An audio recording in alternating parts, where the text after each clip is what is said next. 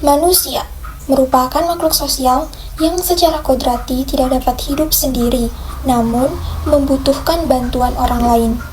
Hidup bermasyarakat perlu adanya kepedulian antara manusia satu dengan manusia lainnya, seperti menjunjung tinggi tolong-menolong, hidup bergotong royong, saling menasihati, tentang hak dan kewajiban, kesetiakawanan, egaliter.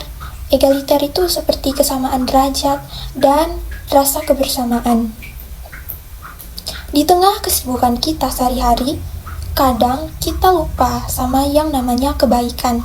Tapi seberapa besar sih dampak dari kebaikan-kebaikan kecil yang kita lakukan? Nah, mari simak. Yang pertama, mengapa kepedulian penting? Nah, kebaikan tuh kayak jembatan yang menghubungkan kita semua ngelewatin batas-batas perbedaan dan bikin bahagia.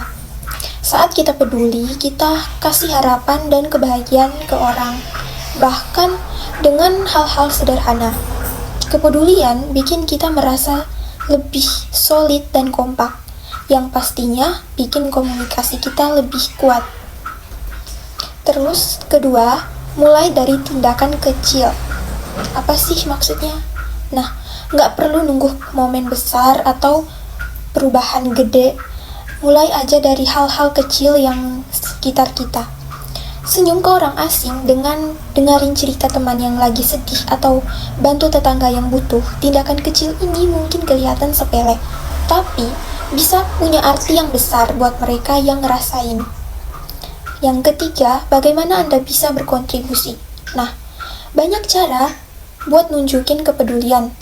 Misalnya, yaitu contoh, kasih pakaian gak terpakai ke orang yang membutuhkan, terus ikut kegiatan sosial di komunitas, kayak bantu di dapur umum atau jadi relawan di panti asuhan, terus sumbangan sebagian penghasilan buat dukungan yayasan atau program yang bantu orang untuk kurang beruntung. Setiap kontribusi sekecil apapun bakal sangat berarti.